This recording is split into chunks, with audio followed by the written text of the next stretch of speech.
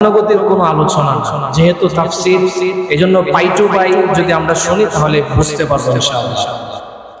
আসুন আমরা পবিত্র কোরআনুল কারীমের আমি সূরাতুল বাকারা তেলাওয়াত করেছি, যেখানে আয়াত সংখ্যা আছে প্রায় 286টি আয়াত সূরাতুল বাকারায় আল্লাহ সুবহানাহু ওয়া তাআলা কোট করেছেন। এই সূরায় প্রায় 40টি রুকু আছে এবং পুরা কোরআনুল কারীমের সবথেকে বড় সূরার নাম কি? সূরাতুল বাকারা। কি ভাই? সূরাতুল বাকারা। তো এই সূরাটি আল্লাহ সুবহানাহু ওয়া তাআলা মহাগ্রন্থ আল কোরআনুল কারীমের দ্বিতীয় স্টেপে নিয়ে এসেছেন। সূরাতুল ফাতিহার পরপরই সূরাতুল বাকারাকে আল্লাহ তাআলা নিয়ে এসেছেন। তো এই সূরাটি নাজিল হয়েছে প্রথম এবং দ্বিতীয় হিজরিতে, অর্থাৎ মদিনায় যাওয়ার পরে বিশ্বনবী সাল্লাল্লাহু আলাইহি ওয়াসাল্লাম তখন এই সূরাটি নাজিল হয়।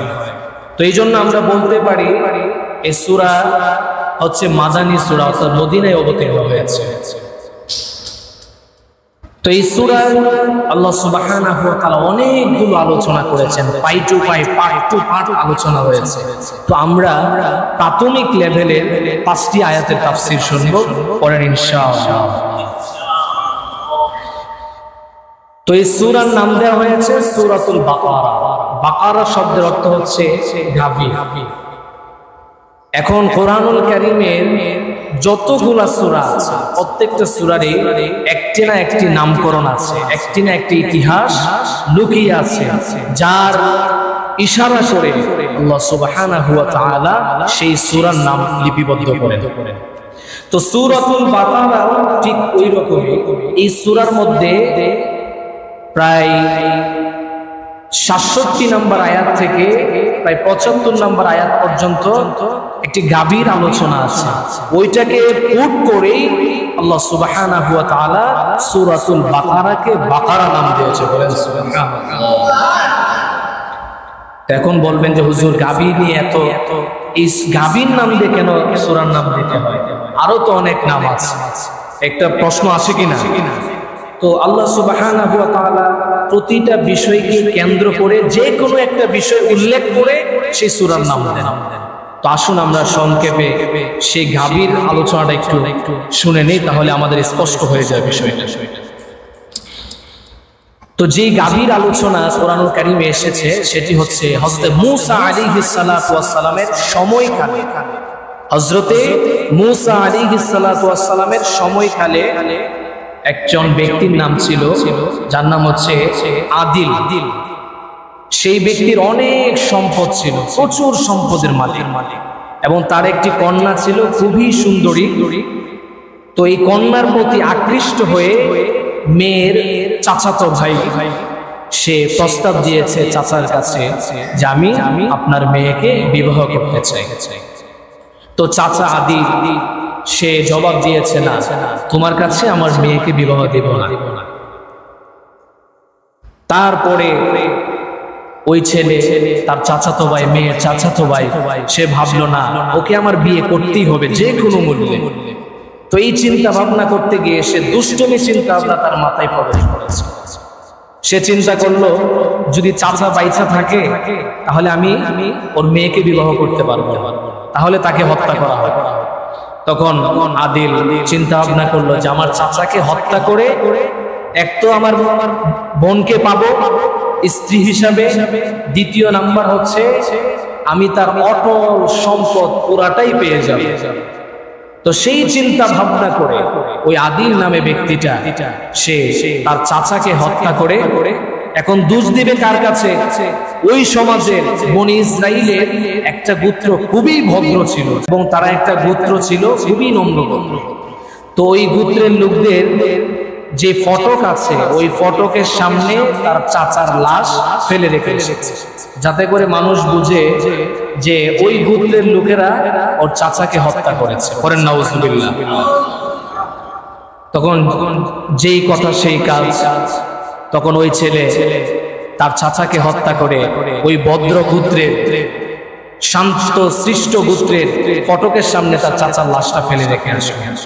সকাল হতে ওই ছেলেটা যে হত্যা করেছে সে দৌড়ে গিয়ে মাইকিং করছে যে আমার চাচাকে কে হত্যা করেছে, আমার চাচাকে কে হত্যা করেছে, অথচ সে কিন্তু হত্যা করেছে, সে নিজেই মাইকিং করছে। তখন এলাকার মানুষ সকলেই যখন একসাথে হলো, একসাথে হওয়ার পরে তখন তারা বলতে লাগলো যে আমার চাচাকে হত্যা করেছে, ওদের বিচার চাই। তো সেই গোত্রের লোকেরা বলছে না, আমরা ওনার চাচাকে হত্যা করি নাই, আমাদের কোনো দোষ নাই, আমাদের উপরে দোষ আরোপ করা হচ্ছে, আমাদের উপরে ট্যাগ দেওয়া হচ্ছে, মিথ্যা ট্যাগ আমাদের উপরে চাপিয়ে দেওয়া হচ্ছে। তখনকার যে মুরব্বীরা আছে তারা বলল যে আমাদের এত ঝগড়া করা কি প্রয়োজন, কথা কাটাকাটির প্রয়োজন নাই, যেহেতু আল্লাহর নবী হযরত মূসা আলাইহিস সালাতু ওয়াস সালাম তিনি জীবিত আছেন, তার কাছে আমরা বিচারটা নিয়ে যাই। তখন ওই গোত্রের লোকেরা হযরত মূসা আলাইহিস সালাতু ওয়াস সালামের কাছে গেল। হযরতে মূসা আলাইহিস সালাতু ওয়াস সালামের কাছে যাওয়ার পরে তারা পরিপূর্ণ ঘটনাটা বলল, হে মূসা আল্লাহর নবী, আমার গোত্রের সামনে দেখা গেল একটা লাশ পড়ে আছে, ওই ছেলেটা বলছে যে আমরা নাকি তাকে হত্যা করলাম, অথচ আমরা তাকে হত্যা করি নাই, আপনি আর সুষ্ঠু একটা বিচার করে দেন। হযরতে মূসা আলাইহিস সালাতু ওয়াস সালাম আল্লাহ রাব্বুল আলামিনের কাছে ফরিয়াদ করলেন, ওগো আল্লাহ, এর সুষ্ঠু যে বিচার আছে আমি মূসাকে তুমি ওহীর মাধ্যমে জানিয়ে দাও। হযরতে মূসা আলাইহিস সালাতু ওয়াস সালাম যখন আল্লাহর কাছে ফরিয়াদ করলেন, আল্লাহ রাব্বুল আলামিন বললেন, তাহলে তুমি তাদেরকে জানিয়ে দাও তারা যাতে একটা গাভী ক্রয় করে আর সেই গাভীটাকে জবাই করে তার এক টুকরো গোশত ওই মৃত ব্যক্তির উপরে রেখে দেয়। তখন ওই লোকেরা যারা এসেছিল মাতব্বর, হযরত মূসা আলাইহিস সালাম যখন এই কথাটা বলছেন, মূসা আলাইহিস সালাতু ওয়াস সালামের এই কথা শুনে তখন গোত্রের লোকেরা হাসতে শুরু করে দিল। তারা ভাবলো, তারা বলতে লাগলো, হে মূসা, কোথায় মৃত্যুবরণ করেছে আর আপনি বলেন যে গাভী জবাই করলে, গাভী জবাই করে এক টুকরো গোশত যদি মৃতের উপর রেখে দেয় তাহলে মৃতে কথা বলবে, এটা হাস্যকর ছাড়া আর কিছুই হতে পারে না। করেন নাউযুবিল্লাহ। হযরত মূসা আলাইহিস সালাতু ওয়াস সালাম বললেন যে এটাই আল্লাহ তাআলার পক্ষ থেকে সিদ্ধান্ত, এটাই ফাইনাল ডিসিশন। তখন তারা বিশ্বাস না করে প্রশ্ন করতে লাগলো, হে মূসা, তাহলে গাভী তো অনেক রকম হতে পারে, তো গাভীটা কেমন হবে একটু বর্ণনা দেন। তখন আল্লাহর পক্ষ থেকে বর্ণনা আসলো, হে মূসা বলে দাও গাভীটা হৃষ্টপুষ্ট হবে। তো তারপরে তারা আবার জিজ্ঞাসা করলো যে হৃষ্টপুষ্ট গাভী তো আমাদের কাছে অনেক আছে, তো হৃষ্টপুষ্ট ছাড়া আর কি ক্লু আছে, ওই ক্লুটা দাও। তখন আল্লাহর পক্ষ থেকে আবার ক্লু এসেছে, যেমন গাভী, যে গাভীটার রং থাকবে কি হলদি বর্ণের। তখন মূসা আলাইহিস সালাতু ওয়াস সালাম যখন এই কথাগুলো বলছে, এভাবে গোত্রের লোকেরা একের পর এক প্রশ্ন করছে যে কেমন হবে গাভীটা। একের পর এক প্রশ্ন করে মূসা আলাইহিস সালামকে তিনি বিরক্ত করে তুলছেন এক ধরনের। তখন শেষ পর্যায়ে তারা মেনে নিল। মেনে নেওয়ার পরে তখন যখন খুঁজতে শুরু করে দিল এলাকার মধ্যে এমন গাভী পাওয়া যায় কিনা, তখন খুঁজতে খুঁজতে কোথাও পাওয়া যায় না। তখন একটা গাভী খুঁজে পাওয়া গিয়েছে একটা যুবকের। সেই যুবকের কাছে যখন গিয়ে বলল যে গাভীর দাম কত, তখন দাম চেয়েছে বিশাল অঙ্কের। তখন তারা আবার মূসা আলাইহিস সালাতু ওয়াস সালামের কাছে আসলেন, এসে বলছেন, হে মূসা, হে আল্লাহর নবী, গাভীর দাম তো অনেক বেশি, গাভীর দাম তো অনেক বেশি, আপনি অন্য কিছু দেখেন, আল্লাহর পক্ষ থেকে কোনো কিছু আসে কিনা দিক নির্দেশনা।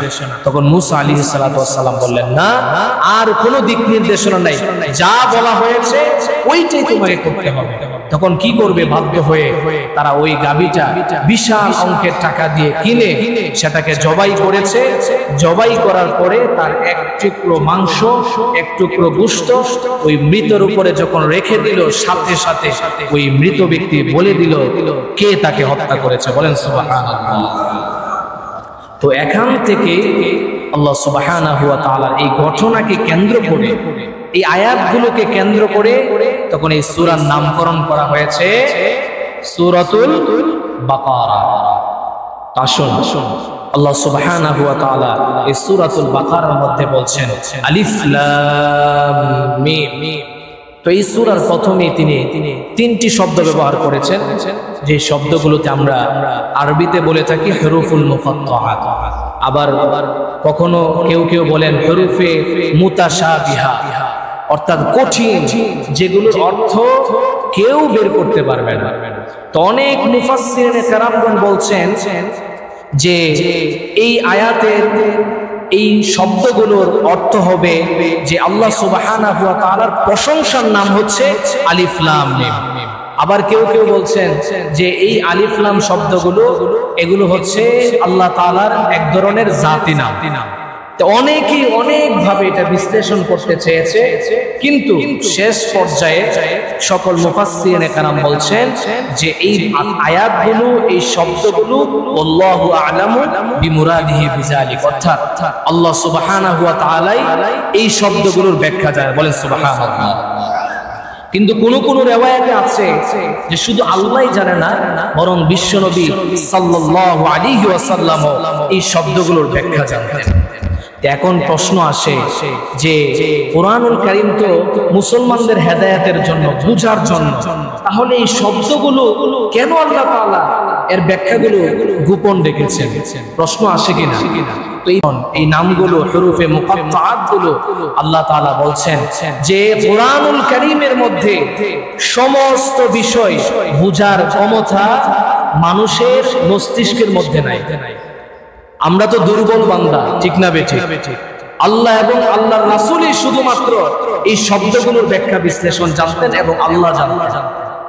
আল্লাহ রাব্বুল আলামিন তিনি বুঝতে পেরেছেন যে বান্দার এই আয়াতগুলো, এই বাক্যগুলোর প্রয়োজন নাই বোঝার। কোন মুফাসসিরিনে কেরাম বলছেন এই আয়াতগুলো, এই বাক্যগুলো, এই শব্দগুলো আমার বান্দাদের জন্য বুঝতে কঠিন হয়ে যাবে, এই জন্য আল্লাহ রাব্বুল আলামিন গোপন রেখেছেন, বলেন সুবহানাল্লাহ। এই জন্য এই শব্দগুলো কি বলা হয়? হুরুফুল মুকাত্তাআত। এরপরের অংশে আল্লাহ তাআলা বলছেন যালিকাল কিতাব লা রাইবা ফি, এটি এমন একটি কিতাব লা রাইবা ফি, লা শাক্কা ফি, অর্থাৎ এর মধ্যে কোনো সন্দেহ নাই। তো এই লা রাইবা ফি এর ব্যাখ্যা করতে গিয়ে মুফাসসিরিনে কেরাম তারা বলছেন যে এর মধ্যে সন্দেহ নাই বলতে বোঝাতে চাচ্ছে যে কোরআনুল কারীমের মধ্যে যাতে যে আয়াতগুলো আল্লাহ তাআলা ব্যাখ্যা করেছেন, যে আয়াতগুলো নাযিল করেছেন, এই আয়াতগুলোর মধ্যে কোনো সন্দেহ পোষণ করা যাবে না। এখন যদি কোনো ব্যক্তি সন্দেহ পোষণ করে, বিশ্বনবী সাল্লাল্লাহু আলাইহি সাল্লাম বলছেন যে তার ঈমান থাকবে না। এজন্য প্রিয় ভাইয়েরা আমার, এই কোরআনের মধ্যে কোনো ধরনের সন্দেহ অবকাশ নাই। এই জন্য আল্লাহ তাআলা বলছেন যালিকাল কিতাব লা রাইবা ফি, এই কথা বলে তিনি লক করে দিয়েছেন যে কোরআনে প্রবেশ করার সাথে সাথে তোমাকে বুঝে নিতে হবে যে কোরআনুল কারীমের মধ্যে কোনো সন্দেহ, সংশয়, কোনো কিছু নিয়ে তুমি কোরআন পড়তে পারবে না। এজন্য এই পরের অংশে আল্লাহ তাআলা বলছেন হুদাল্লিল মুত্তাকিন। তো এই কোরআন কাদের জন্য হেদায়েত স্বরূপ? আল্লাহ সুবহানাহু ওয়া তাআলা বলছেন হুদাল্লিল মুত্তাকিন, যারা মুত্তাকি, যারা আল্লাহ তাআলাকে ভয় করে বিশ্বনবী সাল্লাল্লাহু আলাইহি ওয়াসাল্লামের দিক নির্দেশনা মেনে যারা চলছে, তাদেরকে বলা হয় হুদাল্লিল মুত্তাকিন, বলেন সুবহানাল্লাহ। এই এরপর কোনে আল্লাহ রাব্বুল আলামিন অন্যত্র বলছেন শাহরু রমাদানাল্লাযী উনজিলা ফীহিল কুরআন হুদাল লিন-নাসি ওয়া বাইয়িনাতিন মিনাল হুদা ওয়াল ফুরকান, বলেন সুবহানাল্লাহ। আল্লাহ রাব্বুল আলামিন বলছেন যে আমি এই কিতাবকে নাযিল করলাম মানুষের হেদায়েতের জন্য, হুদাল লিন-নাস, মানুষের হেদায়েতের জন্য আমি আল্লাহ রাব্বুল আলামিন এই কোরআনকে নাযিল করলাম। অথচ আমরা কিছুক্ষণ আগে শুনলাম আল্লাহ বলছেন মুত্তাকিনদের জন্য এই কোরআন হেদায়েত স্বরূপ, কথা বলেন ঠিক কিনা? এরপরে কোন অন্য আয়াতে আল্লাহ রাব্বুল আলামিন বলছেন ওয়ানাজ্জালনা আলাইকাল কিতাবা তিবয়ানান লিকুল্লি শাইইন ওয়া হুদান ওয়া রাহমাহ রাহমাতাও ওয়া বুশরা লিল মুসলিমিন। বলেন সুবহানাল্লাহ। আল্লাহ রাব্বুল আলামিন বলছেন, হে মুহাম্মদ সাল্লাল্লাহু আলাইহি ওয়াসাল্লাম, ওয়া নাযালনা আলাইকাল কিতাব, আমি তোমার উপরে, আমি আপনার উপরে এমন একটা কিতাব নাযিল করলাম, এমন একটা কিতাব দিলাম যে কিতাবটা হলো তিবয়ানাল লিকুল্লি শাইইন। এটা এমন একটা কিতাব, পৃথিবীতে যত কিছু আছে আমি আল্লাহ রাব্বুল আলামিন এই কিতাবের মধ্যে দিলাম। আসমান জমিন, সাত আসমানের কথা এই কোরআনে আছে না নাই? সাত জমিনের কথা আল্লাহ রাব্বুল আলামিন এই কোরআনে দিয়েছেন। মানুষ, ইনসান, জিন, ভূত, যত কিছু আছে, পশু পাখি আছে, সব কিছু আল্লাহ রাব্বুল আলামিন এই কোরআনে দিয়েছেন। আমার ব্যক্তিগত জীবন, পারিবারিক জীবন, সামাজিক জীবন, সাংসারিক জীবন এবং রাষ্ট্রীয় জীবন, রাষ্ট্র কিভাবে পরিচালনা করতে হবে, আমি আমার সংসারকে কিভাবে পরিচালনা করব, আমি আমার সন্তানকে কিভাবে পরিচালনা করব, সেই কথাও আল্লাহ রাব্বুল আলামিন এই কোরআনের মধ্যে স্পষ্ট বর্ণনা করে দিয়েছেন। ঠিক কিনা? একজন চেয়ারম্যান, একজন কাউন্সিলর কিভাবে তার ইউনিয়নকে সে চালাবে, কিভাবে তার ওয়ার্ডকে সে পরিচালনা করবে, সেই কথাও আল্লাহ রাব্বুল আলামিন কোরআনের মধ্যে দিয়েছেন। একজন বিচারক, একজন জজ কিভাবে ন্যায় বিচার করবে, সে কথাও আল্লাহ রাব্বুল আলামিন কোরআনে দিয়েছেন। এই জন্য আমি বলি, যদি বাংলাদেশে ন্যায় বিচার থাকতো, কোরআনের বিধান থাকতো, তাহলে যে মসজিদ থেকে জুতা চুরি করে তাদেরকে যেই পিটুনি দেয়, যেই বিচার হয়, তার থেকে বেশি বিচার হতো যারা স্মার্ট চোর। কথা বলেন ঠিক ঠিক? আজকে দেখা যায় মসজিদ থেকে অনেক সময় জুতা চুরি হয় কি হয় না? পকেট থেকে অনেক সময় মোবাইল চুরি হয়, টাকা চুরি হয়। যখন মসজিদ থেকে জুতা চুরি করে এই চোরগুলোকে যখন আমরা ধরি, একজনে ধরেছে, দেখবেন এখানে বিশাল একটা মজমা হয়ে যায়। প্রত্যেকেই চায় যে এক একটা করে ঘুষি লাফি যাতে আমি তাকে দিতে পারি। এমন হয় কি হয় না?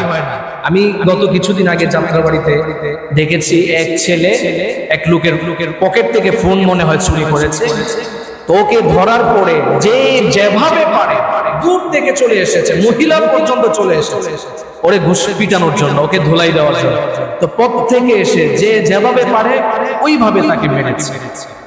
আমি বলি যে এই সাধারণ একটা চোর যে পেটের দায়ে চুরি করে, যে জুতা চুরি করে, সামান্য চুরি করার পরে আমরা যেইভাবে তাকে মারধর করি, আমি বলি বাংলাদেশে যারা লক্ষ লক্ষ কোটি কোটি টাকা কলমের কুঠার বিনিময়ে বাংলাদেশ থেকে বিদেশে পাচার করে বেগম পাড়া বানায়, তাদেরকে যদি এই পরিমাণ ধুলাই দেওয়া হতো, তাহলে বাংলার জমিনে কোনো চোর, ডাকাত, সন্ত্রাস থাকতে পারতো না। কথা বলে ঠিক না? এই জুতা চোরদের মতো ধুলাই যদি আমরা করতে পারি এদেরকে, তাহলে বাংলাদেশে আর গরিব খুঁজে পাওয়া যেত না। বাংলাদেশ স্মার্ট বাংলাদেশ হয়ে যেত। কথা বলেন ঠিক কিনা?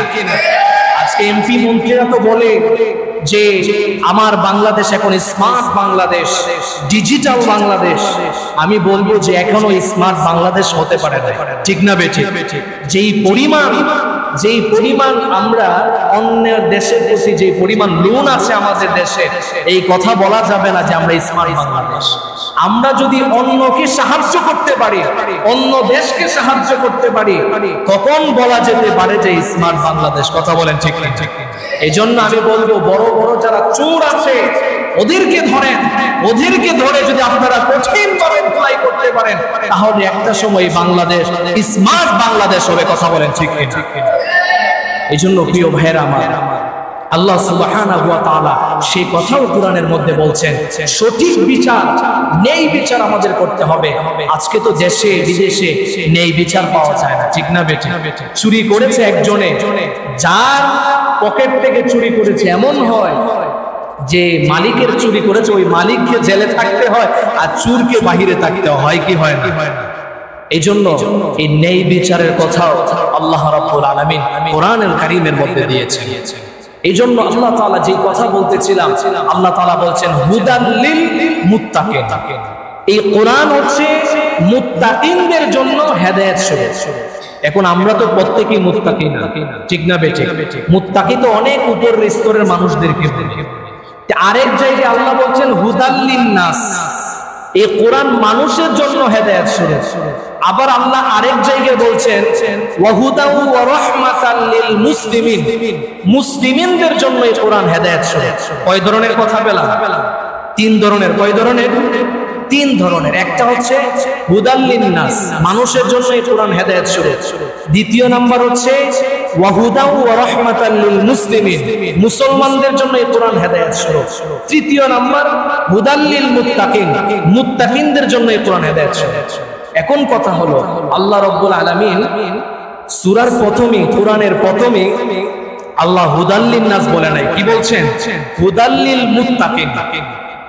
হুদাল্লিল মুত্তাকিন। আল্লাহ চাইলে তো পারতেন যে হুদাল্লিল মুত্তাকিনের জায়গায় হুদাল্লিন নাস বলে সম্বোধন করতেন, কিন্তু আল্লাহ এই কথা বলেন নাই। কেন বলেন নাই? এই কথাই বিশ্ববরেণ্য মুফাসসির ইমাম আবুল খায়ের বাইজাবি রাহমাতুল্লাহি আলাইহি তিনি চমৎকার তাফসীর করেছেন, চমৎকার প্রশ্নের জবাব দিয়েছেন। তিনি বলেছেন এই কোরআন সকল মানুষের জন্যই হেদায়েত স্বরূপ, তবে সকল মানুষ থেকে এই কোরআন থেকে সবচেয়ে বেশি উপকৃত হবে তারা যারা মুসলমান, যারা মুমিন। যারা মুসলমান, যারা মুমিন, তারা এই কোরআন থেকে সবচেয়ে বেশি ফায়দা পাবে। এরপরে তিনি আরেকটি কথা বলছেন, মুমিন এবং মুসলমান থেকে আরো বেশি ফায়দা পাবে, কোরআন থেকে উপকৃত হতে পারবে তারা হচ্ছে মুত্তাকি। বলেন সুবহানাল্লাহ। এই কোরআনের যে ব্যাখ্যা আছে, কোরআনের যে বিশ্লেষণ আছে, কোরআন থেকে সব থেকে বেশি উপকৃত হবে মুত্তাকি। 16 আনা থেকে 16 আনাই, শুধু দুনিয়ায় না, আখিরাত এবং দুনিয়া উভয় জগতের মধ্যে সব থেকে বেশি উপকারী হবে মুত্তাকি। বলেন সুবহানাল্লাহ। তো তিনি বলতে চেয়েছেন যে কোরআন থেকে সবাই উপকৃত হবে আমভাবে, কিন্তু খাস ভাবে মুসলমান মুমিনরা কোরআন থেকে বেশি উপকৃত হবে, বেশি ফায়দা লাভ করবে। মুসলমান মুমিন থেকে আরো বেশি ফায়দা পাবে যারা মুত্তাকি। বলেন সুবহানাল্লাহ। তাহলে বোঝা গেল কোরআন থেকে সবাই বেশি ফায়দা পাবে না। যে যত তবকায় উঠতে পারবে, যে যত বেশি আমল করতে পারবে, সে তত বেশি কোরআন থেকে ফায়দা পাবে। কথা বলেন ঠিক কিনা? এই জন্য আমি বলবো যে ঈমান আনার পরে একজন মানুষকে বলা হয়েছে মুসলমান না, মুমিন হওয়ার জন্য। কি হওয়ার জন্য? মুমিন হওয়ার জন্য।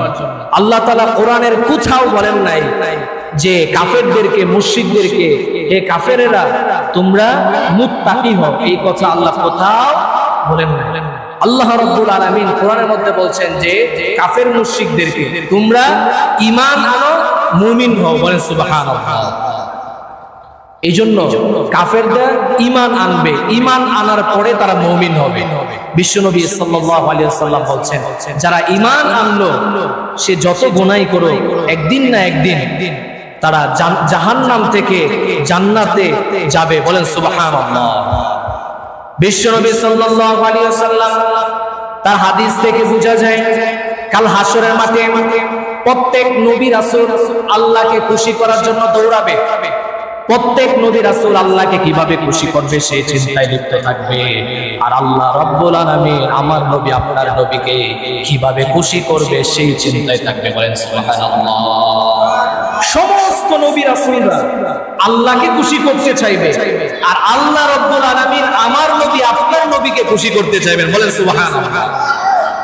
বিশ্বনবী সাল্লাল্লাহু আলাইহি ওয়াসাল্লামকে আল্লাহ বলছেন হে নবী দুনিয়াতে আপনাকে যা কিছু দিলাম তার থেকে বেশি আমি আল্লাহ আখিরাতে দেব। বলেন সুবহানাল্লাহ। বিশ্বনবী সাল্লাল্লাহু আলাইহি ওয়াসাল্লামকে আল্লাহ রাব্বুল আলামিন জান্নাতের মধ্যে 1000 বাড়ি দিবেন। বলেন সুবহানাল্লাহ। তারপরে আল্লাহ জিজ্ঞাসা করবেন হে নবী আপনি কি সন্তুষ্ট, আপনি কি রাজি হয়েছেন?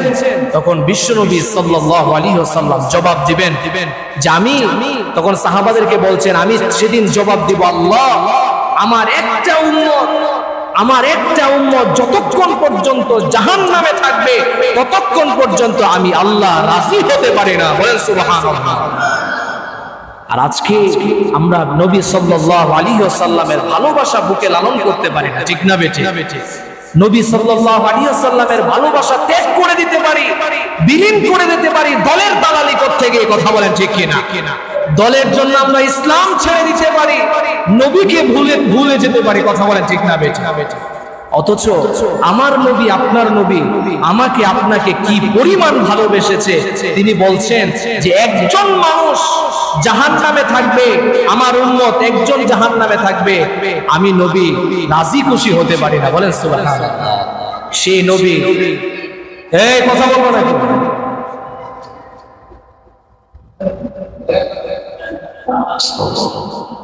বিশ্বনবী সাল্লাল্লাহু আলাইহি ওয়াসাল্লাম আমাদেরকে এত পরিমাণ ভালোবাসে, এত মোহাব্বত করে, এরপরে নবীর ভালোবাসা আমরা ঢুকাইতে পারি না। কথা বলেন ঠিক না? সামনে মুহররম মাস আসছে, অনেকেই অনেক ভণ্ডামি করে, নবীর ভালোবাসা দেখায়, ঠিক না বেটি? হাই হুসাইন, হাই হুসাইন, অনেক কিছু বলে, কিন্তু এগুলো মিটিং মিছিল করে নবীর ভালোবাসা অর্জন করা যেতে পারে না। এজন্য প্রিয় ভাইয়েরা আমার, বিশ্বনবী সাল্লাল্লাহু আলাইহি ওয়াসাল্লামের ভালোবাসা আমাদের বুকে লালন করতে হবে। আপনি যদি একজন মুত্তাকি হতে চান, হুদাল্লিল মুত্তাকিনের অন্তর্ভুক্ত যদি হতে চান, তাহলে অবশ্যই অবশ্যই আপনাকে বিশ্বনবী সাল্লাল্লাহু আলাইহি ওয়াসাল্লামের যে থিওরি আছে, যে দিক নির্দেশনা দিয়েছেন, সেই দিক নির্দেশনাগুলো মেনে যদি আমরা চলতে পারি, আল্লাহ রাব্বুল আলামিন আমাদেরকে মুত্তাকি বানিয়ে দিবেন। বলেন সুবহানাল্লাহ। কিন্তু বড় আফসোস, আমরা সবার প্রতি ভালোবাসা আছে, মার প্রতি ভালোবাসা আছে, স্ত্রীর প্রতি ভালোবাসা আছে, সম্পদের প্রতি ভালোবাসা আছে, কিন্তু নবীর প্রতি ভালোবাসা আছে না। প্রিয় ভাইয়েরা আমার, যদি নবীর প্রতি ভালোবাসা আমরা আঁকড়িয়ে ধারণ করতে পারি, নবীর সুন্নতগুলো যদি আঁকড়িয়ে ধারণ করতে পারি, তাহলে আপনি একজন মুত্তাকি হিসেবে গণ্য হবেন। বলেন সুবহানাল্লাহ। এজন্য প্রিয় ভাইয়েরা আমার, সুন্নতগুলোকে আঁকড়িয়ে ধারণ করা যাবে ইনশাআল্লাহ। এই যে এখানে আমরা বসে আছি, এখানে বসলাম, এটাও তো বিশ্বনবী সাল্লাল্লাহু আলাইহি ওয়াসাল্লাম একটা সুন্নাহ। কথা বলেন ঠিক কি? আজকে দ্বীনের মাহফিলগুলোতে আপনি মানুষ খুঁজে পাবেন না, মানুষ আসবে না, কিন্তু গানের একটা কনসার্ট করেন, খাবারের আয়োজন করেন, দেখবেন মানুষের অভাব নাই। কথা বলেন ঠিক কি? দ্বীনের জন্য আপনি 10 টাকা দিতে পারেন না, আপনার পকেট থেকে 100 টাকা বের হবে না, কষ্ট লাগে, মায়া লাগে, 100 টাকা, 10 টাকা, 20 টাকা বের হয় না। কিন্তু গানের অনুষ্ঠানের জন্য আপনার হাজার হাজার টাকা আপনি ফেলে দেন, তারপরে কষ্ট লাগে না। আপনি মুসলমান না, আপনি টাটকা মুনাফিক। কথা বলেন ঠিক কি? এজন্য প্রিয় ভাইয়েরা আমার, আসুন আমরা মুত্তাকি হই। মুত্তাকি হতে পারলেই আমরা জান্নাতে যেতে পারি। আপনি মুমিন হলেন, মুসলমান হলেন, শুধুমাত্র কেবলমাত্র ঈমান আনলেই জান্নাতে যাওয়া যায় না। ঠিক না বেঠিক? হ্যাঁ, জান্নাতে যেতে পারবেন ফার্স্ট চান্সে না, থার্ড চান্সে। কথা বলেন ঠিক কি না? সেকেন্ড চান্সে। ফার্স্ট চান্সে যদি আপনি জান্নাতে যেতে চান, তাহলে অবশ্যই অবশ্যই আমাকে আপনাকে কি হতে হবে? মুত্তাকি হতে হবে। এখন মুত্তাকি কাকে বলে?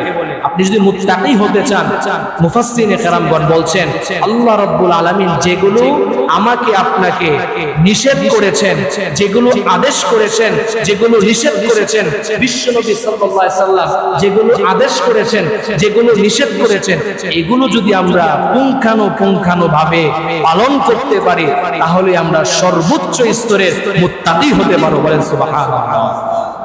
এই জন্য প্রিয় ভাইয়েরা আমার, এই দুনিয়াতে তো আমরা বেশি দিন থাকবো, বেশি দিন কি আমরা থাকবো? এখানে আছেন, এখান থেকে আপনি মসজিদে বের হতে পারবেন, এই গ্যারান্টি কেউ দিতে পারবে বুকে হাত দিয়ে? কারো ক্ষমতা আছে? আমি শুনেছিলাম একটা গান গিয়েছিল, 1 মিনিটের নাইরে আসা, কি জানি একটা অনুষ্ঠানে শুনেছি, সেই গানটা গাওয়ার সাথে সাথে নাকি সেখানে সে মারা গিয়েছে। তো এই যে সেই ব্যক্তিটা বলছে 1 মিনিটের আমার আশা নাই, আমি বাঁচবো কিনা, তার কথাটা কিন্তু সঠিক, যদিও সে গান গিয়েছে। এই জন্য প্রিয় ভাইয়েরা আমার, আমি জানি না আজকে রাতে মারা যাবো কিনা, কিন্তু তারপরেও দেখেন আমাদের মধ্যে আল্লাহর ভয় কাজ করে। ঠিক না বেঠিক? যদি আল্লাহর ভয় আমাদের ভিতরে কাজ করত, দুনিয়ার সমস্ত কাজ, সমস্ত ঝামেলা ফেলে হলেও আমরা আল্লাহর ডাকে সাড়া দিতাম। কথা বলেন ঠিক কি? এজন্য প্রিয় ভাইয়েরা আমার, আপনারা যতজনই হন, একজন যদি এখান থেকে, একজন যদি আল্লাহর নবীর ভালোবাসা নিয়ে এই মসজিদ থেকে বেরিয়ে যেতে পারেন, একজন যদি এই দ্বীনের কাজগুলো আপনার ফ্যামিলিকে দাওয়াত দিতে পারেন, আমি মনে করি আজকের এই তাফসীর প্রোগ্রাম সফল। কথা বলেন ঠিক কি? এই তাফসীর মাহফিলের জন্য হাজার হাজার মানুষকে আসতে হবে না, মসজিদ ভরপুর, 2 তলা ভরপুর, মাঠ ভরপুর, কিন্তু একজন মানুষ যদি এখান থেকে কোনো কিছু শিখে না যেতে পারে, আমল যদি না করে, খোদার কসম এই তাফসীর মাহফিলের আয়োজন করে কোনো ফায়দা নাই। কথা বলেন ঠিক ঠিক? এই জন্য প্রিয় ভাইয়েরা আমার, মানুষ কোনো ফেক না, আমাদের হচ্ছে যতজন থাকবে আমরাই কিছু নিতে পারলাম কিনা, এখান থেকে কিছু শিখতে পারলাম কিনা, এটাই হচ্ছে আমাদের গুরুত্বপূর্ণ এবং এটাই হচ্ছে আমাদের টার্গেট। কথা বলেন ঠিক ঠিক? এই জন্য বলতেছিলাম আল্লাহ রাব্বুল আলামিন কোরআনের প্রথমেই বলছেন হুদাল লিল মুত্তাকিন।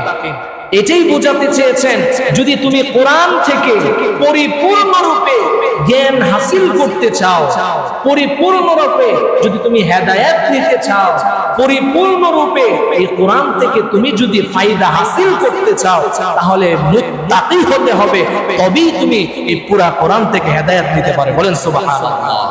কথাটা কি বুঝে আসছে? আল্লাহ কেন হুদাল্লিল মুত্তাকিন প্রথমে এনেছেন? এই জন্য যাতে করে কোরআনে 16 আনাই সে বুঝতে পারে। না হয় আল্লাহ বলতেন হুদাল্লিন নাস, আর হুদাল্লিন নাস 16 আনা কোরআন বুঝবে না, ঠিক না বেঠিক? 16 আনা বুঝবে না, এই জন্যই আল্লাহ হুদাল্লিন নাস আনেছেন। এই জন্য প্রিয় ভাইয়েরা আমার, আমরা যদি মুত্তাকি হতে পারি তবে কোরআনের সমস্ত আয়াত, সমস্ত তরজমা আমরা বুঝতে পারবো ইনশাআল্লাহ। এই জন্য আমি অনেক আগে মুত্তাকির তরজমা, মুত্তাকির ব্যাখ্যা বিশ্লেষণ আলোচনা করেছি, ওই দিকে যাব না। পরের আয়াতে আল্লাহ তাআলা বলছেন আল্লাযীনা ইউমিনুনা বিল গায়ব ওয়া ইউকিমুনাস সালাহ ওয়া মিম্মা রাযাকনাহুম ইউনফিকুন। বলেন সুবহানাল্লাহ। আল্লাহ রাব্বুল আলামিন বলছেন আল্লাযীনা ইউমিনুন, মুত্তাকিনদের গুণ বর্ণনা করছেন। কারা মুত্তাকি? ভালো করে বুঝবেন। মুত্তাকির গুণ আল্লাহ রাব্বুল আলামিন প্রথমেই বলছেন আল্লাযীনা ইউমিনুনা বিল গায়ব, যারা অদৃশ্যের উপর বিশ্বাসী তারাই হবে মুত্তাকি। বলেন সুবহানাল্লাহ। এখন অদৃশ্য কাকে বলে? পঞ্চ ইন্দ্রিয়র মাধ্যমে যে ধরা যায় না, ছোঁয়া যায় না, দেখা যায় না, ওইটাকে আল্লাহ রাব্বুল আলামিন গায়েব বলে ইশারা করেছেন। এখন একটা জিনিস, টিস্যুর বক্সটা আমার সামনে আছে, এটা দেখা যায়, এটা কি অদৃশ্য বলা যাবে? অদৃশ্য বলা যাবে না, কারণ এটা হচ্ছে কি দৃশ্যমান, এটা হচ্ছে কি হাজির, উপস্থিত। যেগুলো আমরা দেখতে পারি না দু চোখে, ওইগুলোর প্রতি বিশ্বাস করা, ঈমান আনা, এটার কথাই আল্লাহ তাআলা বলছে আল্লাযীনা ইউমিনুনা বিল গায়ব। তুমি যদি ঈমানদার হতে চাও তাহলে তোমাকে গায়েবের প্রতি বিশ্বাস করতে হবে। এখন গায়েব কি? গায়েব যেমন আল্লাহকে ধরাও যায় না, ছোঁয়াও যায় না, দেখা যায় না, দেখা যায় না, তারপরে আমরা আল্লাহকে এক বলে বিশ্বাস করি কি করি না? আল্লাহ তাআলা এক কি না? আল্লাহ বলে যে আমরা এক বলে বিশ্বাস করি, এটা কি অদৃশ্যের জ্ঞান কিনা? এটাই হচ্ছে অদৃশ্যের জ্ঞান, এটাকেই বলে হয় গায়েব। আল্লাযীনা ইউমিনুনা বিল গায়ব। এরপরে জান্নাতের বর্ণনা আমরা কোরআনে শুনি, জাহান্নামের বর্ণনা কোরআন হাদিসে শুনি। সেগুলোকে আমরা দু চোখে দেখতে পেরেছি?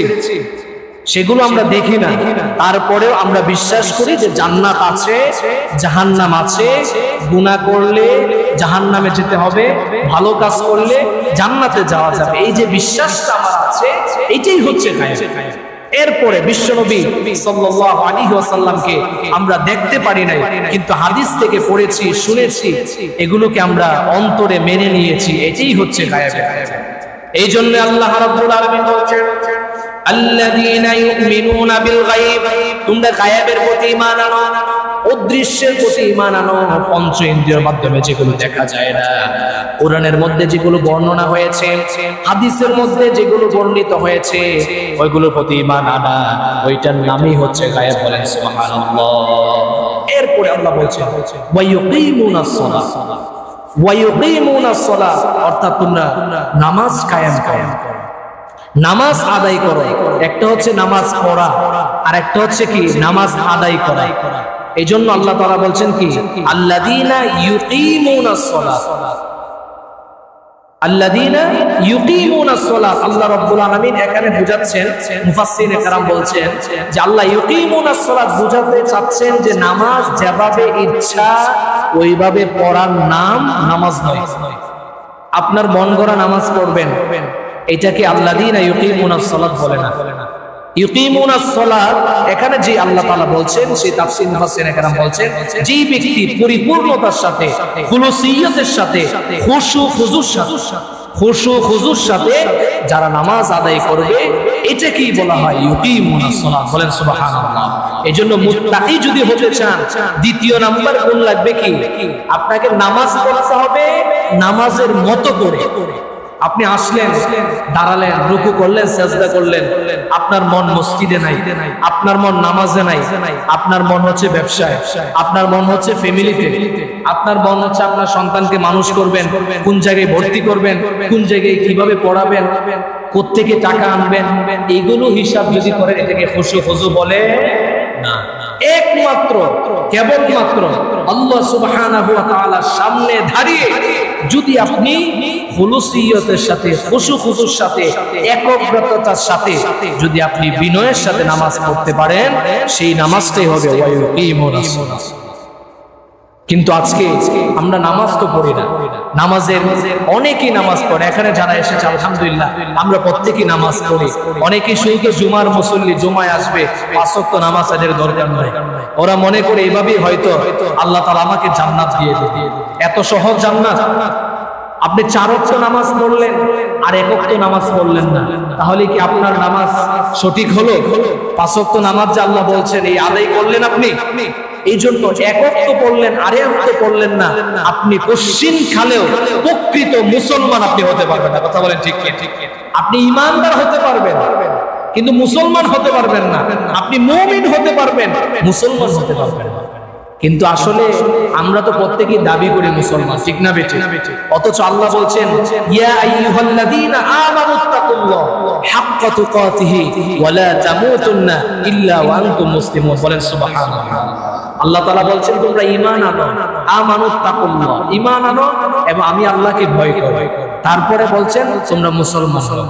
বাকারার আরেকটি আয়াত আল্লাহ বলছেন ইয়া আইয়ুহাল্লাযীনা আমানু দুখুলু ফিস সিলমি কাফা। আল্লাহ বলছেন হে ঈমানদারেরা, হে মুমিনেরা, উদখুলু তোমরা প্রবেশ করো, ফিস সিলমি কাফা পরিপূর্ণ রূপে ইসলামে। বলেন সুবহানাল্লাহ। তাহলে এইসব আয়াত থেকে আমরা কি বুঝলাম? যে ঈমান আনলেই মুসলমান হওয়া যায় না, ঈমান আনলেই মুসলমান হওয়া যায় না, মুমিন হলেই মুসলমান হওয়া যায় না। মুসলমান হতে হলে এখন কি লাগবে? মুসলমান হতে হলে আপনাকে বিশ্বনবী সাল্লাল্লাহু আলাইহি ওয়াসাল্লামের সমস্ত সুন্নত, যেগুলো সুন্নতে মুআক্কাদা, যেগুলো ওয়াজিব আছে, ফারজিয়ত আছে, ওইগুলো যদি আপনি পরিপূর্ণ রূপে মানতে পারেন তবেই আপনি একজন প্রকৃত মুসলমান হতে পারবেন। যতক্ষণ পর্যন্ত আপনি পরিপূর্ণ রূপে না মানবেন, না পালন করবেন, ততক্ষণ পর্যন্ত আপনি প্রকৃত মুসলমান হতে পারবেন না। এটা কার কথা? এটা আল্লাহ তাআলার কথা। এজন্য এই কথা যদি আমি বলি, মসজিদে 1000 মুসল্লির মধ্যে 300-400 মুসল্লির মধ্যে দেখা যাবে মুসলমান 4-5 জন, 10 জন, 20 জন আছে কিনা এটাও সন্দেহ, ঠিক না বেঠিক? কারণ আমরা তো পরিপূর্ণরূপে ইসলাম তো মানতেই পারি না। আল্লাহ রাসূল সাল্লাল্লাহু আলাইহি ওয়াসাল্লামের পরিপূর্ণ বিধান আমরা পরিপূর্ণরূপে মানতে পারি, তাহলে বোঝা গেল আমরা এখন মুসলমানই হতে পারলাম না, আমরা এখন মাত্র ঈমানদার হইছি, ঈমান আনছি। কথা বলেন ঠিক না বেঠিক? এই জন্য আল্লাহ তাআলা কোরআনের কয়েক জায়গায় বলছে তুমি ঈমানদার হও, মুমিন হও, তারপরে তোমরা মুসলমান হও। বলেন সুবহানাল্লাহ। এই জন্য আমাদের প্রত্যেকেরই চেষ্টা করতে হবে কি হওয়ার জন্য? মুসলমান হওয়ার জন্য। আর মুসলমান হওয়ার পরে আপনাকে মুত্তাকি হতে হবে। বলেন সুবহানাল্লাহ। কয়টা ধাপ হলো? একটা হচ্ছে ঈমান আনা, এরপরে হচ্ছে মুমিন হওয়া, এরপরে হচ্ছে মুসলমান হওয়া, এরপরে হচ্ছে মুত্তাকি হওয়া। তাহলে বোঝা গেল সবচেয়ে বড় এবং উন্নত স্তরের নাম কি? মুত্তাকি। কি ভাই? মুত্তাকি। এই সর্ব স্তরে যারা পৌঁছতে পারবে তারাই ফার্স্টে, প্রথম চান্সে আল্লাহর জান্নাতে চলে যায়। বলেন সুবহানাল্লাহ। বিশ্বনবী সাল্লাল্লাহু আলাইহি ওয়াসাল্লাম বলেন এদেরকে আল্লাহ তাআলা বিনা হিসাবে জান্নাত দিয়ে দিবে। বলেন সুবহানাল্লাহ। আল্লাহ তাআলা যদি আমাদের হিসাব নেয় তাহলে আমরা আল্লাহ তাআলার কাছে ধরা খেয়ে যাব কিনা? কথা বলেন ঠিক কিনা? আল্লাহ হিসাব নিলে আমরা তো প্রতি কদমে কদমে ধরা। আর যদি আমরা বিনা হিসাবে জান্নাত যেতে পারি তাহলে তো আলহামদুলিল্লাহ। কথা বলেন ঠিক কিনা? আমরা বিনা হিসাবে জান্নাতে যাইতে চাই কি চাই না? প্রত্যেকেই তো চাই আমরা। এই জন্য আমাদের কি করতে হবে? মুসলমান হতে হবে। মুত্তাকি হতে হবে। যদি আমরা মুসলমান এবং মুত্তাকি হতে পারি তবেই আমরা বিনা হিসাবে জান্নাতে যেতে পারি। এইজন্য প্রিয় ভাইরা বলছিলাম, আল্লাযীনা ইউকিমুনাস সালাহ, নামাজকে নামাজের মতো আপনার পালন করতে হবে। নামাজকে নামাজের মতো যদি আমরা পড়তে পারি তবেই আমরা মুত্তাকি হতে পারব। এরপরে আয়াতে আল্লাহ তাআলা বলেন, ওয়া ইউতুনাজ যাকাতা ওয়া মিম্মা রাযাকনাহুম ইউনফিকুন। বলেন সুবহানাল্লাহ। তৃতীয় নাম্বার স্টেপে আল্লাহ সুবহানাহু ওয়া তাআলা বলছেন যে তোমরা যাকাত দাও, দান সাদাকা করো। এখন যাকাত তো হচ্ছে আমাদের যে অতিরিক্ত সম্পদ আছে, যে নেশাব আছে, ওই নেশাবের বাহিরে যে সম্পদটা আছে ওই সম্পদের পার্সেন্টেজ হিসাব করে পুরাটাকে হিসাব করে যাকাত। যাকাতের আলোচনা আমরা শুনেছি। তো আমরা যদি প্রত্যেকে দেশের প্রত্যেকটি মানুষ যার উপরে যাকাত ফরজ হয়েছে প্রত্যেকেই যদি যাকাত আদায় করে আগামী 5 বছরের ভিতরে প্রত্যেকে যদি 5 বছর যাকাত দেয় সঠিকভাবে, আগামী 5 বছর পরে বাংলাদেশে যাকাত দেওয়ার মতো লোক খুঁজে পাওয়া যাবে না। কথা বলেন ঠিক কি? এত পরিমাণ টাকা বাংলাদেশের মানুষের কাছে আছে, এত পরিমাণ টাকা স্টক আছে। এজন্য আমরা তো যাকাত দেই না। তো যাকাতের বিষয়ে আমাদের আলোচনা হয়েছে, ওই দিকে যাব। এরপরে আল্লাহ বলছেন, ওয়ামিম্মা রাযাকনাহুম ইউনফিকুন। আল্লাহ বলেন যে আমি যে আপনাদেরকে তোমাদেরকে যে রিজিক দিয়েছি, ওয়ামিম্মা রাযাকনাহুম, আমি আল্লাহ যে রিজিক দিলাম ওই রিজিক গুলো তোমরা পরিপূর্ণরূপে ভক্ষণ করো এবং ইউনফিকুন, তোমরা খরচ করো। বলেন সুবহানাল্লাহ। বিশ্বনবী সাল্লাল্লাহু আলাইহি ওয়াসাল্লাম বলছেন বেলালকে, ওহে বেলাল, আনফিক ইয়া বেলাল, হে বেলাল তুমি খরচ করো, আল্লাহ রাব্বুল আলামিন তোমাকে যেগুলো দিয়েছেন খরচ করার জন্য। বলেন সুবহানাল্লাহ। হযরতে বেলাল কেমন ছিলেন? সাহাবায়ে কেরামের মধ্যে সব থেকে বেশি গরীব সাহাবী, সব থেকে বেশি অসহায় সাহাবী হযরতে বেলাল ছিলেন। অথচ সেই বেলালকে বিশ্বনবী সাল্লাল্লাহু আলাইহি সাল্লাম বলছেন, আনফিক ইয়া বেলাল, হে বেলাল তুমি আল্লাহর দেওয়া সম্পদ থেকে তুমি খরচ করো। বলেন সুবহানাল্লাহ। হযরতে বেলাল হাবশী রাদিয়াল্লাহু আনহুর কাছে তখন কেবলমাত্র লজ্জাস্থান ঢাকার মতো একটি কাপড় ছিল, চলার মতো কাপড় ছিল, এর থেকে বেশি কোনো কিছুই ছিল না। বিশ্বনবী সাল্লাল্লাহু আলাইহি সাল্লাম ওনাকেও বলছেন খরচ করার জন্য। তাহলে বোঝা গেল আমাদের প্রত্যেকেই যারা মুমিন হতে চাই, মুত্তাকি হতে চাই, প্রত্যেকেই আমাদের অল্প অল্প করে হলেও মসজিদ, মাদ্রাসা, গরিব মিসকিনকে দান করার দরকার আছে না নাই? অল্প অল্প করে। আপনার সামর্থ্য আছে, মাসে আপনার ইনকাম 10,000, 9,000, আপনি সেখান থেকে 100 টাকা দান করেন মাসে, প্রতি জুমায় 10 টাকা করে দেন। যদি আপনি মুমিন হতে চান আপনাকে কি করতে হবে? দান করতে হবে, সাদাকা করতে হবে। অনেক মানুষ আছে বছর চলে যায় 1 টাকাও মসজিদ, মাদ্রাসা, গরিব অসহায়কে দান করে। আছে না নাই? টাকা আছে, দান করবেন। আপনার অল্প আছে, বলবেন হুজুর আমি তো নিজেই গরিব। আপনি কি বেলালের থেকে বেশি গরিব? কথা বলে। এখানে যারা আছে, অর্থাৎ এলাকার মধ্যে যারা আছে, এমন কেউ ব্যক্তি আছে যে তার 4-5টা কাপড় নাই, 2-3টা কাপড় নাই? প্রত্যেকেরই আছে। অথচ বেলালের মাত্র একটা কাপড় ছিল। সেই বেলালকে আল্লাহ রাসূল বলছেন তুমি খরচ করো, তুমি দান করো, তুমি সাদাকা করো। তো এই জন্য এখান থেকে বোঝা গেল যদি আমি আপনি মুত্তাকি হতে চাই তাহলে আমাদের মধ্যে 4র্থ নাম্বার গুণ লাগবে, বেশি বেশি করে দান সাদাকা করতে হবে। যার 1 কোটি টাকা আছে সে একটু বেশি দিবে, যে 1 লাখ টাকা কামায় সে আরেকটু তার থেকে একটু কম দিবে, যে আরো নিচে সে তার থেকে কম দিবে। কিন্তু প্রতিনিয়ত কি করতে হবে? দিয়ে যেতে হবে। কি করতে হবে? দিয়ে যেতে হবে। এই জন্য প্রিয় ভাইয়েরা, আমরা এই মসজিদকে, এই মাদ্রাসাকে চালানোর জন্য টাকা পয়সা, অর্থের প্রয়োজন পড়ে কিনা, এবং রাস্তাঘাট দিয়ে যদি আমরা চলাফেরা করি সেখানেও টাকা পয়সার প্রয়োজন পড়ে, গরিব মিসকিনদেরকে দেওয়া লাগে। এই জন্য আমরা চেষ্টা করব পকেটের মধ্যে বাড়তি কিছু টাকা রাখবো, সপ্তাহে সপ্তাহে সেই টাকাগুলো মসজিদে অথবা গরিব মিসকিনদেরকে দান করব। পারা যাবে ইনশাআল্লাহ। এটাও হচ্ছে মুত্তাকির 4র্থ নাম্বার।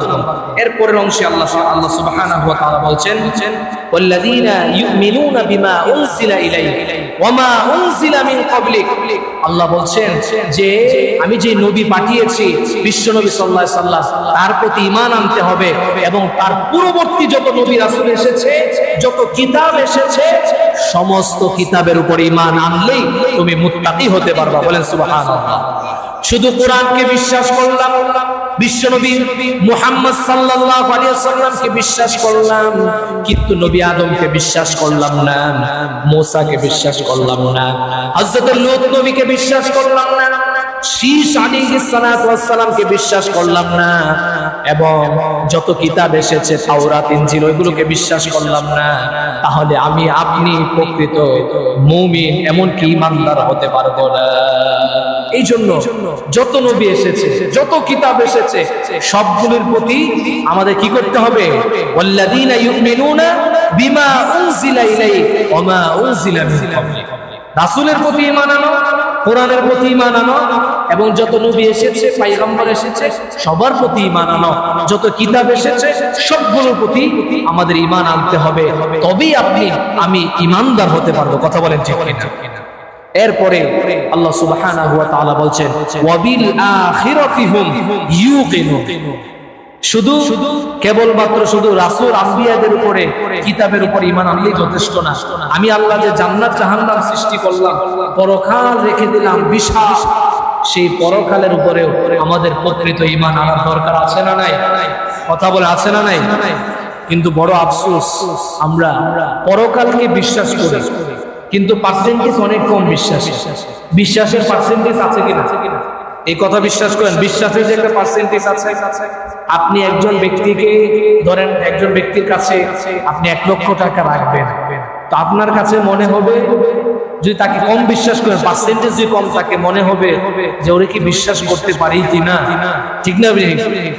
মনে হবে কি ওরে কি বিশ্বাস করতে পারবো কিনা, ওর কাছে টাকাটা রাখবো, ও কি আমাকে সময় মতো টাকা দিবে নাকি মেরে দিবে। তো এই যে বিশ্বাসটা, এটা কিন্তু অনেক কম, পার্সেন্টেজে 50 ধরেন, 50% বিশ্বাস। আরেকজন মানুষ আছে, আপনি চিন্তা করবেন না, ওর কাছে 1 লাখ না, ওরে 10 লাখ দিলে ও মাইরে খাবেন, এমন বিশ্বাসও তো আপনি একজনকে করেন কিনা? তো এই যে 2 রকমের বিশ্বাস, পার্থক্য আছে না নাই? একজনের কাছে টাকা রাখতে গেলে আপনার বিশ্বাস কি হয়? মাইরা খাবে বা পাবো কিনা সন্দেহ। আরেকজনকে আপনি কি করলেন? কোনো সন্দেহ আসলো না, আপনি এমনি বললেন ওরে যদি আমি লাখ টাকা দেই, ওরে যদি আমি 1 কোটি টাকাও দেই, তাও মেরে খাবে না। ওই বিশ্বাস আর আগের বিশ্বাসের মধ্যে পার্থক্য আছে না নাই? তাহলে এখানে বোঝা গেল আমরা তো ওয়াবিল আখিরাতি হুম ইউকিনুন, আখিরাতকে বিশ্বাস করি, জাহান্নামকে বিশ্বাস করি, জান্নাতকে বিশ্বাস করি, কিন্তু জান্নাত জাহান্নামের বিশ্বাসের মধ্যে পার্সেন্টেজ অনেক কম, ঠিক না বেটে? যদি 100 এর মধ্যে 100 কারো বিশ্বাস থাকে যে আল্লাহ রাব্বুল আলামিন এতগুলো শাস্তি রেখেছেন জাহান্নামে, এতগুলো জান্নাতে আল্লাহ রাব্বুল সংবাদ দিয়েছেন, নিয়ামত রেখেছেন, যদি 100 এর মধ্যে 100 আমাদের বিশ্বাস থাকতো, তাহলে একজন ব্যক্তিও 1 ওয়াক্ত নামাজ ছাড়তো না। কথা বলেন ঠিক কিনা? তাহলে বোঝা গেল আমাদের বিশ্বাসের পার্সেন্টেজটা অনেক কম। কথা বলেন ঠিক কিনা? এই জন্য আমাদেরকে বিশ্বাস করতে হবে।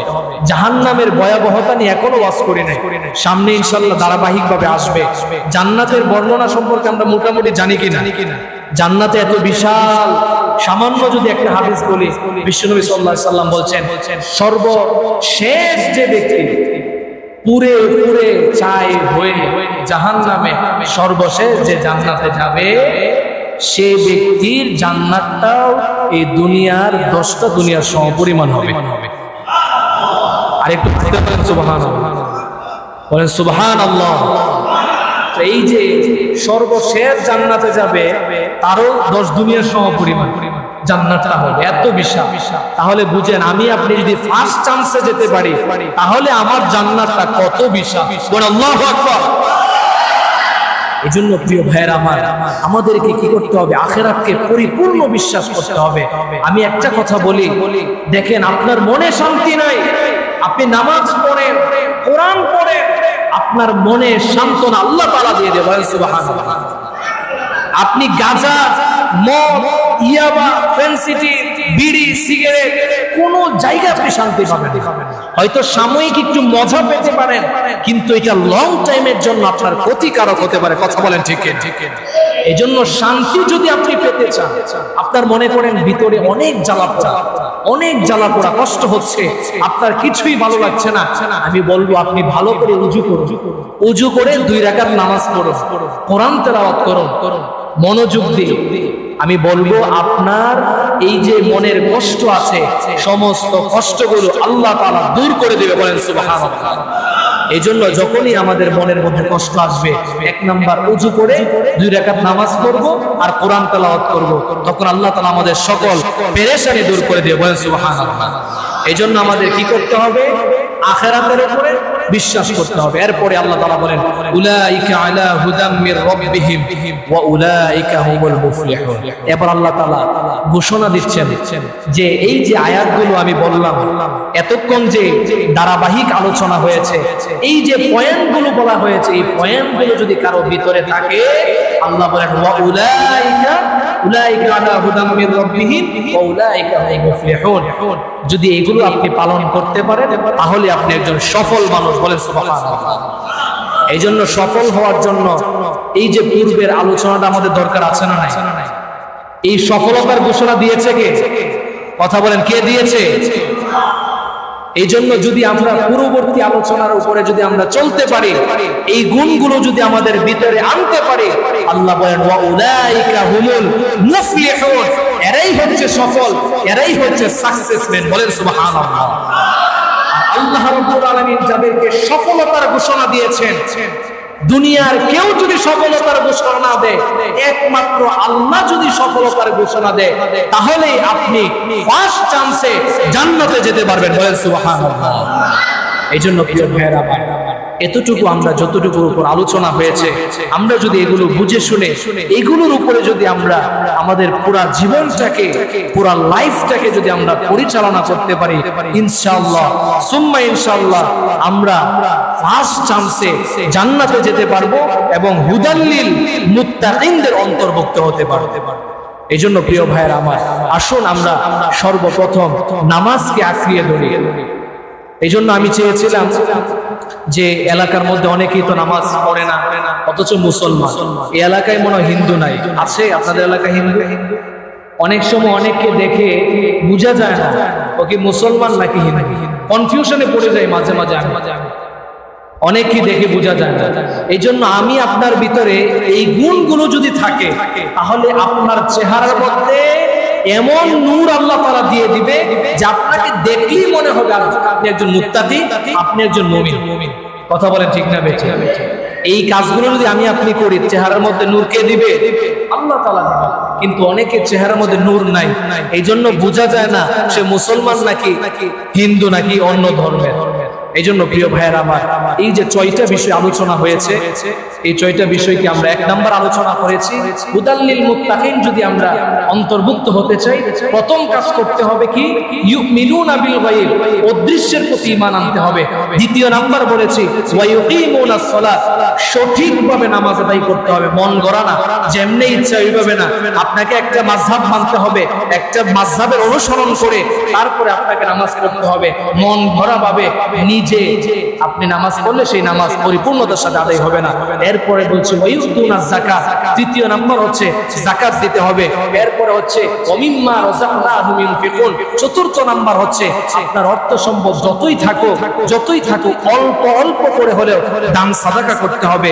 পঞ্চম নাম্বার বলেছি যত নবী রাসূল এসেছেন অতীতে পূর্বে, যত নবী রাসূল এসেছেন এবং যত কিতাব এসেছে, এগুলোর প্রতি বিশ্বাস করতে হবে। 7 নাম্বার বলেছি ওয়াবিল আখিরাতি হুম ইউকিনুন, অর্থাৎ পরকাল, জান্নাত, জাহান্নামের উপরে পরিপূর্ণ আস্থা রাখতে হবে। এই 7টি বিষয় যদি আমরা বুকে লালন করতে পারি, প্র্যাকটিসে আনতে পারি, তবেই আমি একজন মুসলমান, তবেই আমি একজন মুমিন, তবেই আমি একজন মুত্তাকি। কথা ক্লিয়ার? সংক্ষেপে আমরা বুঝতে পেরেছি। আল্লাহ তাআলা আমাদেরকে এই কথাগুলোর উপর আলোচনা যে করেছি, এটা শুনে বুঝে আমল করার তৌফিক দান করেন। সকলে পড়ুন আমিন। আজানের সময় হবে, অল্প কিছু নাস্তার ব্যবস্থা হয়েছে, আপনারা যেতে পারেন।